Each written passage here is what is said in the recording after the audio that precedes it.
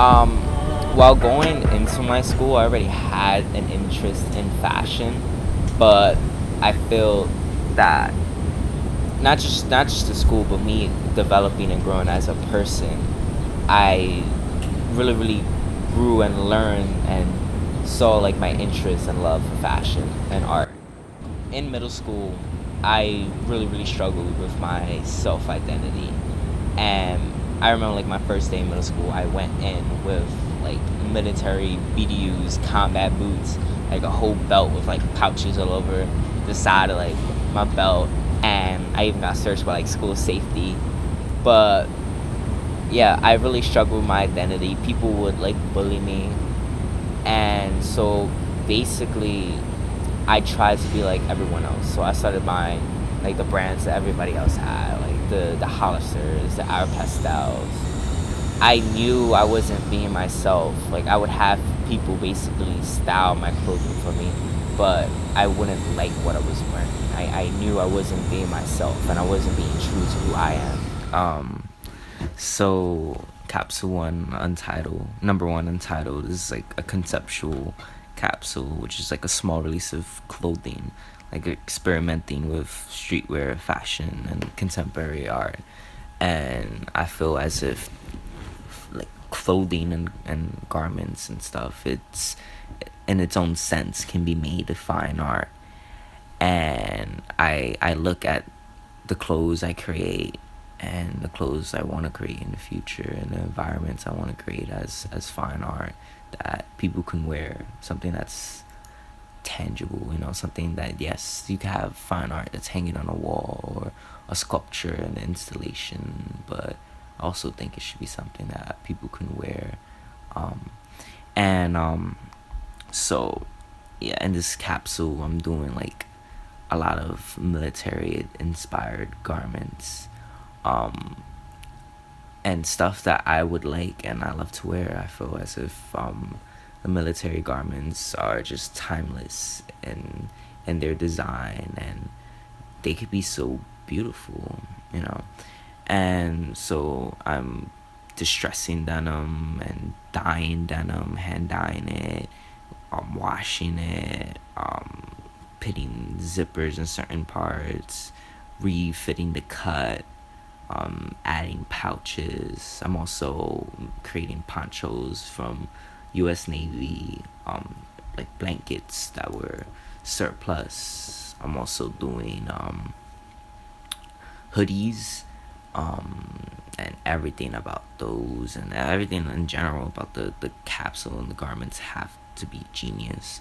From the Velcro that's on your chest to the zipper down your leg or the tags on your back to each little distressing detail on your denim. So what we have here are 2x2 squares of canvas with a font printed over it, and so do a little bit of handiwork on InDesign and some creative vision. I was able to create these tags, but they're made from canvas, and so the idea behind it is that it's a little bit more elevated in tag design. It's not just, oh yeah, you have like a cotton like whatever with just the info printed on it.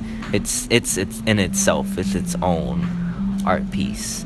And so the canvas, when washed and hand washed, like if you need to wash it, it's gonna have a little bit of those chips, those decays that you see in a painting that's God knows how old. The idea that you can find beauty in the madness.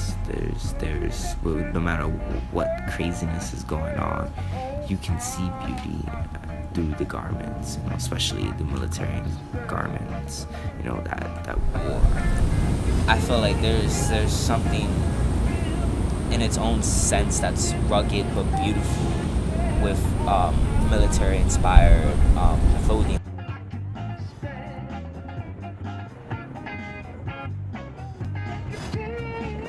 I'm also doing t-shirts, nothing with like graphic designs on it, because I'm a person who only likes very very small graphics and very small details, and I feel as if a lot of people become so caught up in materialism that they no longer care about the actual garment or the work, and they just care about, oh, this shows off my wealth or my class or my status or how cool I am. And that's not what it's supposed to be about. It's supposed to be about art and beauty and expression.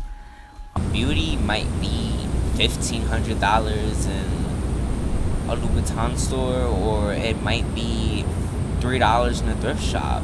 At the end of the day, it doesn't matter the brand. It all matters the artistry, the design, the the art that went into that garment. I think if I did not live in New York City, I don't think I would have even came this far. Like I'm a smart kid, but I feel like in New York City you're just exposed to so much. In New York City, there's so much diversity, but in the arts and and just the people. You walk down the block and you see like 5 different people talking 5 different languages. So I'm very, very much inspired by the classical period of Greece and Rome and the art that came from that time, art and culture that we still use to this very day. If you walk into a Catholic church, you see the remnants of the Roman Empire.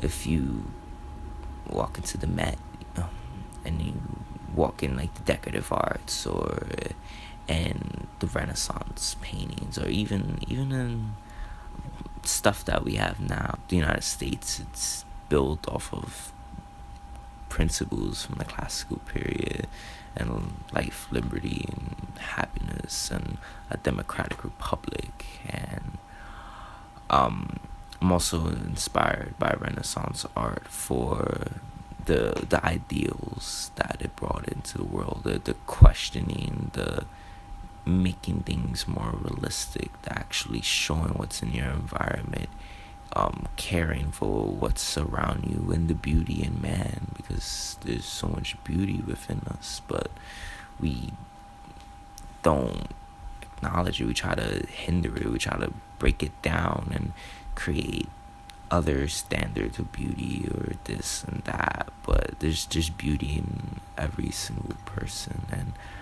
I just want to express beauty through art.